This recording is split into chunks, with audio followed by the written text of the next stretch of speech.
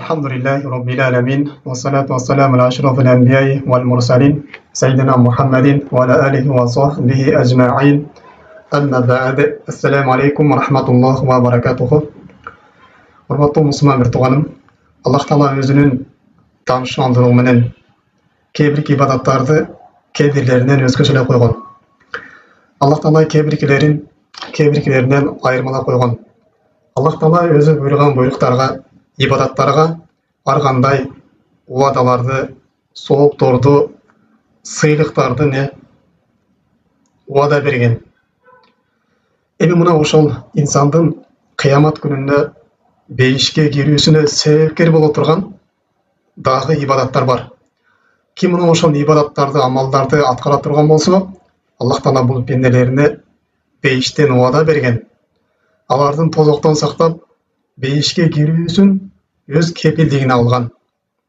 Мына ошол инсандын бейишке кирүүсүнө себепкер болгон ибадаттардын кейбирлерине дагы токтолуп кете турган болсок, бул асыр намазы менен багымдат намазына бекем болуштук. Ал экөөнү каза кылбастан өз убагында жамаат менен толук аткарып жүрүштүк. Ооба, жалпылай намазга өзүнчө бир артыкчылык, сооптор келген. Башка намаздарга дагы, фарыз намаздар болсун, же нафил намаздар болсун, өзгөчө бир убадалар келген. Бирок мына ошол намаздардын ичинен дагы өзгөчөлөп, багымдат менен асыр намазына дагы өзгөчө бир артыкчылык, сооптулук жазылган. Пайгамбар саллаллаху алейхи ва саллям хадисте Аби Муса радиаллаху анху кала Расулуллах саллаллаху алейхи ва саллям, Абу Муса Аллах Таала разы болсун, Пайгамбар саллаллаху алейхи ва саллям бизге риваят кылып мындай деп айтат: "Мен соллал бардайни дахалал жанна." Кимде-ким эки салкын намазды окуй турган болсо, ал бейишке кирди дейт. Бул хадисте имам Бухари жана имам Муслим чыгарган. Алымдарыбыз бул эки салкын намаздан максат багымдат менен асыр намазы деп айтышат. Анткени асыр убагында күн өзүнүн табын жоготуп, бир аз салкындап калат күн. Ал эми багымдат убагында бул күн чыга элек болот. Аба ырайы ушундай бир салкын болгон убакыт болот.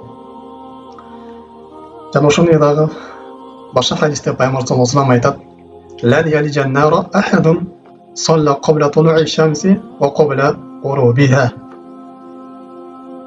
Күн чыга электен алдын жана күн бата электен алдыңкы намаздарды окуп жүргөн пенде кыямат күндө эч качан дозокко кирбейт. Анын жүзү дозок көрбөйт дейт. Бул багымдат намазы менен асыр намазы. Күн чыга электен алдыңкы намаз бул багымдат намазы, ал эми күн батардан алдыңкы намаз бул асыр намазы. Демек, урматтуу мусулман бир тууганым, бул эки хадистен байкап көрө турган болсок, Пайгамбар саллаллаху алейхи ва саллям биринчи хадисте бул пендеге бейиштен убада берип атат, бейишке кирет деп атат. Экинчи хадисте Пайгамбар саллаллаху алейхи ва саллям тозокко кирбейт деп айтып атат.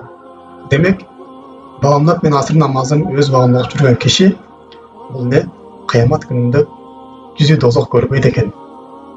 Бул инсандарга бейиштен убада берилиптир. Аллах Таала бейишке киргизүүсүн Пайгамбар саллаллаху алейхи ва саллям аркылуу бизге билдирип, өз кепилдигине алып атат. Демек, биз өзгөчө багымдат намазы менен асыр намазына бекем болуп жүрүшүбүз керек. Демек, мында бир түшүнүк келип чыгат. Кээ бир адамдар айтышы мүмкүн, анда багымдат менен асыр намазды окуп жүрсөк болот экенде, бейишке кирип кетет экенбиз деп. Жок, андай эмес. Башка намаздарга дагы бекем болуш керек. Жана ошондой эле башка дагы Аллах Таала арам кылган иштерден тыйылыш керек. Шариятында башка өкүмдөрүн аткарыш керек. Мына ошондо бул фазилеттерге ээ боло алат. Анткени шариятыбыз бир эле ушул эки хадис менен чектелбейт. Башка аяттар бар, башка хадистер бар. Баарын жыйынтыктап келгенде Аллах Таала кээ амалдарга мына ушундай өзгөчөлүктөрүнө берип койгон. Жана дагы бул намаздан өзгөчөлүгүнөн Аллах Таала Кур'ан Каримде бул намаздарды өзгөчөлөп эскерген. Аллах Таала айтат: "Хафизу аля салавати ва салатил вуста." Намаздарга сактагыла, намаздарга тургузгула, жана өзгөчө ортоңку намазга бекем болгула дейт. Бул ортоңку намаз кайсыл дегенде, алымдарыбыз асыр намазы дейт. Демек урматтуу мусулман бир тууганым, биз намаздарыбызды сактай турган болсок, бизге Аллах Таала тараптан бизге сактоо, коргоо болот. Мейли дүйнөлүк иштерибиз болсун, же акыретте иштерибиз болсун, Аллах Таала тараптан бизге колдоо, коргоо болот. Ал эми биз Аллах Тааланын өкүмдөрүн сактай турган болсок, Аллах Тааланын буйруктарынан бекем болбой турган болсок, анда Аллах Тааланын эч кандай бизге коргоосу дагы, сактоосу дагы, колдоосу дагы Аллах Таала тараптан бизге эч кандай береке болбойт. Эгерде сиз өзүңүздүн малыңызды, жаныңызды, үй бүлөгүңүздү ар кандай бале кырсыктан алыс болсун дей турган болсоңуз, анда асыр намазына жана бамдат намаздарына, башка намаздарына, Аллах Тааланын буйруган буйруктарына сиз бекем болуңуз. Башка бир хадистерде Пайгамбар саллаллаху алейхи ва саллям айтат: "Мен салла субха фахуа фи зимматиллах.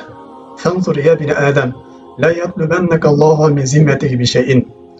Кимдеги бамдат намазын окуй турган болсо дейт, алымдарыбыз, ал жамаат менен болсун, же үйдө жалгыз болсун, өз убагында окуй турган болсо дейт, анда ал адам Аллах Тааланын зиммасында болот дейт. Аллах Тааланын аманчылыгында болот. Аллах Тааланын сактоосунда, Аллах Тааланын келишиминде болот дейт.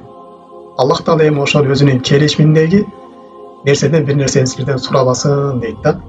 Бул хадисте алымдарыбыз ким ошол бамдат намаз окуп турган болсо, бул Аллах Тааланын коргоосунда болот деп айтат. Ким ошол Аллах Тааланын коргоосундагы адамга зыян бермекти каалай турган болсо, муну ошол адамды Аллах Таала не кылат деп корголот дейт. Аллах Таала мына ошол адамды азапка салат дейт.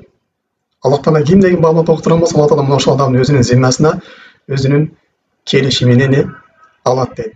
Бул адам Аллах Тааланын коргоосунда болот. Бул дүйнөдө болсун, же акыретте болсун. Ушул хадистен кээ бир алымдар айткан, кимдеги бамдат намазын жамаат менен окулган болсо, бул адам кабыр азабынан корголот деп айткан. Кыямат күнү дозок азабынан корголот деп алымдарыбыз бул хадистен пайда чыгарган. Анткени Аллах Тааланын коргоосунда эч ким жоло албайт. Аллах Тааланын коргоосундагы адамга эч ким зыян бере албайт. Периштелер болсун, жин шайтандар болсун, эч ким зыян бере албайт. Кимдеги ошол Аллах Тааланын келишиминдеги адамга, Аллах Тааланын зиммасына адамга бирөө зыян бере турган болсо, Аллах Таала буларды не кылат деп жок кылат. Буларды Аллах Таала коргоп коет дейт. Бул хадистен дагы бир мааниси керек алымдарыбыз айтат. Бул хадистен маани дейт. Бул адам Аллах Таала менен келишим кылат дейт. Аллахым, мен мына ошол бамдат намазын баштадым. Күнүнүн аягына чейин, эртең кайра бамдат намазын окуганга чейин мен эч кандай күнөө иштерге, бузук иштерге жакындабайм. Сенин тоат ибадатыңда боломун деп ушуна убада кылат дейт. Кимде мына ошол келишимин буза турган болсо, Аллах Таала бул адамдын жүзү менен тозокко салып коет деп кээ бир алымдар мында ушундай тавсир берген алымдар да бар. Демек урматтуу мусулман бир тууганым, бамдат намазын окугандан кийин инсан башка жакшы амалдарга дагы эшик ачылат. Башка бир күнөө иштерден тыйылмалыкка дагы инсанга бир жардам болот. Бамдат намазын окуган адам өзүнү күнөө иштерден, башка бир арам иштерден алыс алып жүрүш керек. Аллах Тааланын буйруктарын аткарууга шашылып жүрүшү керек. Дал ошол менен дагы Пайгамбар саллаллаху алейхи ва саллям башка бир хадистеринде мындай дейт: "Үч түрдүү адам бар" дейт. Бул Аллах Тааланын коргоосунда болот дейт. Аллах Тааланын келишиминде болот дейт. Ин Айша рузика ва куфия. Ушул үч түрдөгү адам эгерде жашай турган болсо, Аллах Таала буларга рызыксын кенен кылып берип турат. Жана буларга жетиштүү кылып туруп, алар Аллах Таала берген рызыкка бир каниет кыла турган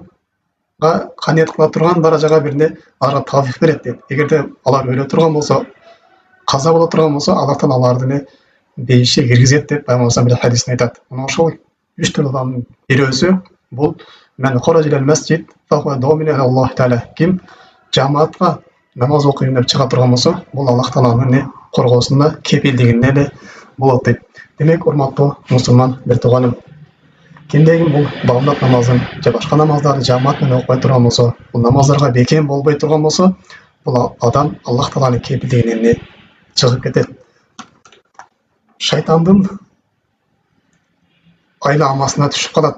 Аллах Таала бул адамды шайтанга кор кылып берип коет. Ал эми кимдеги шайтанга кор болуп түшө турган болсо, бул шайтан бардык бузук иштерге баштайт. Ошон үчүн Біз жоғарыда айтқан эле бул намаз инсанды сактайт дедик. Аллах Таала Кур'ан Каримде айткандай, dedi: "Inna solata tanha anil fahsha'i wal munkar." Albatta namaz insonlarga jama ishlardan, buzuq ishlardan to'sat degan. Эгерде инсан намазына бекем болуп жүрө турган болсо, Аллах Тааланын кепилдиги болот. Аллах Таала бул адамды бузук иштерден, күнөө иштерден сактайт.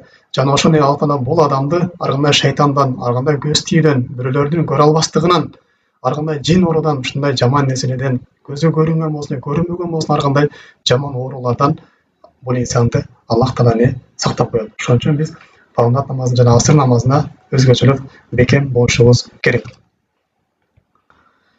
Жана дагы бир башка хадистерде Пайгамбар саллаллаху алейхи ва саллям айтат: бул багымдат намазы менен асыр намазын окуп жүргөн кишилерге кыямат күнүндө булар Аллах Тааланын жүзүн көрөр тууралуу бизге кабар берет. Кыямат күнүндө момундар бейиште Аллах Тааланын жүзүн көрүшөт. Аллах Таала өзүнүн жүзүн көргөзөт.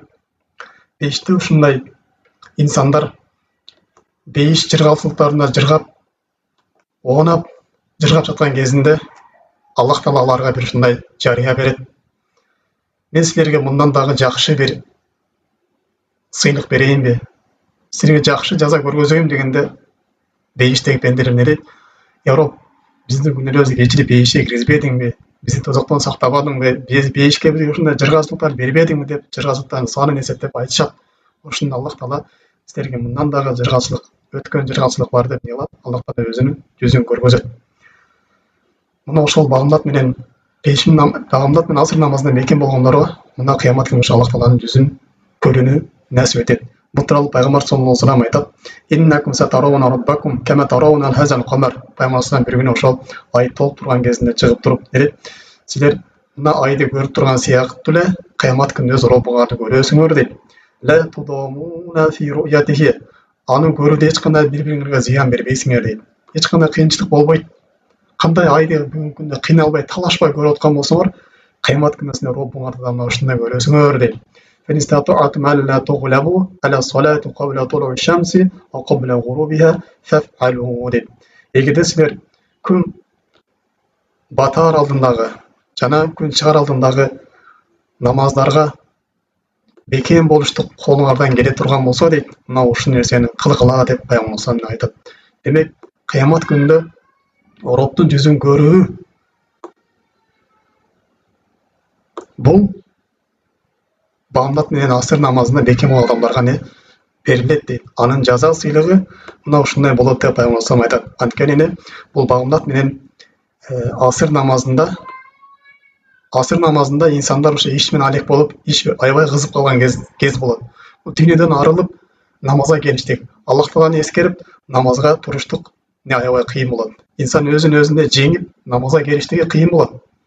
Мына ошол өзүн жеңип туруп ушу келип намазга тура турган болсо, асыр намазында, же болбосо эртең багымдат намазында инсан өзүнүн ширин уйкусуна жаткан болот. Мына ушул ширин уйкусун, чыгуу төшөгүн таштап Аллах Таалага байланышка, Аллах Тааланы эскермеликке келе турган болсо, булар үчүн Аллах Таала кыямат күнүндө мына ушундай жаза сыйлыктарды дайындап койгон дейт. Жана ошондой урматтуу мусулман тууганым, бул багымдат намаз менен асыр намазды окубай коюудан этият болуштук. Анын жазасы аябай катуу. Пайгамбар салам айткандай, ким багымдат намаздан Пайгамбар салам ошо хадисте келгендей, багымдат намазын окубай коюштук, бул ошо мунафыктардын бир сыпатынан деп Пайгамбар эсептеген. Анткени мунафыктар булар эл көрсөтүшүп гана чыгышат дейт. Элден уялып гана Аллах Таала үчүн чыкпайт, алардын жүрөгүндө бир ихластуулук, андай деген нерсе жок дейт. Жана ошондой эле асыр намазы тууралуу Пайгамбар салам айтат: "Мен тарака салатал асри факад хабита амалуху." Ким асыр намазынын убакыты чыгып кеткенге чейин атайлап каза кылып кое турган болсо, мунун ошол күндөгү жасаган бардык амалдары күйүп кетиптир дейт. Демек, багымдат намазын, асыр намазын окуя коюштук бул инсанга чоң мусибат, чоң бала алып келет. Башка бир хадисте Пайгамбар салам айтат: "Мен фатат салату факанна утира ахлаху ва ма'lahu." Кимде намаздарын каза кылып койгон болсо атайлап, ал үй бүлөсүнөн жана мал дүйнөсүнөн ажырап жалгыз калган киши сыяктуу дейт. Башка бир хадисте Пайгамбар саллаллаху алейхи ва саллям: "Лиян ютра ахадукум ахлаху ва ма'lahu хайрун лаху минан яфутаху вакту салат." Силер бирөөңөр мал дүйнөсүнөн, үй бүлөсүнөн ажырап жалғыз қалғаннан көрө дейт, ал бир намаздын убакыты чыгып кеткенче каза кылып койгондугу дейт. Ал үчүн эле каттуураак дейт.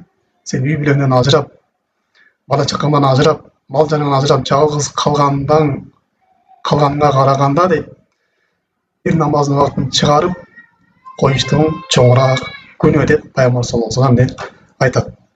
Демек, урматтуу мусулман тууганым, бул эки намазга бекем болуштук керек экен.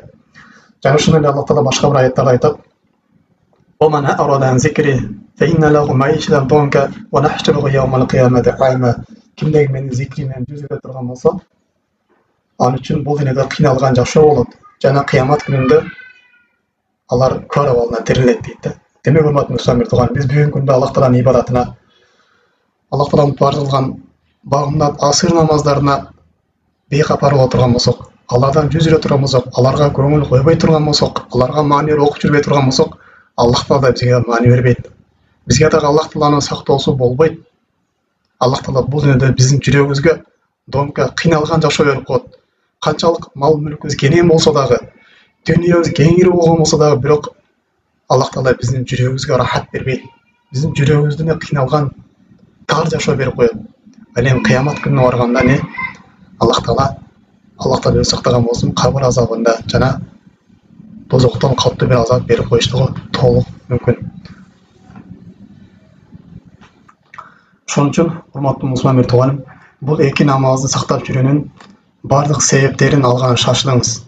Кандай себеп болгон болсун, 100 себеп болсун же 1000 себеп болсун, ушул багымдат намазынын асыр намазына бекем боло турган, сизде ошол намазга түртө турган бир себептер боло турган болсо, мунун баарын алыңыз. Сиздин өзүңүздүн кеч жатарда телефонуңузду будильникке коюп жатасызбы, же бирөөгө дайындап жатасызбы, ушунун баарын себептерин алыңыз. Анткени ошол биздин мурунку аалымдардан келет, алар дейт, жай мезгили болгондо дейт, өздөрү ошо үйүнө кирип жатчу дейт. Ал эми кыш мезгили болгон кезде дейт, алар ошо үйүнүн үстүнө тамына чыгып жатчу дейт. Анткени жай кезинде күн ысык болуп туруп, жакшы уктай албай, ошо ысыктан улам дейт, алар ошо багымдат намазына ойгончу эле дейт. Ал эми кыш келген учурда тамга чыгып жаткан себеби дейт, булар ошол кышында үшүп, жакшы уктай албай багымдат намазын каза кылып жибербейин деп, мына ушинтип эле турушчу эле дейт. Сөздүн аягыбызда, урматтуу мусулман тууганым, бул багымдат намазы менен асыр намазы тууралуу берген башка фазилеттер да аябай көп. Мына ушул менен чектелебиз.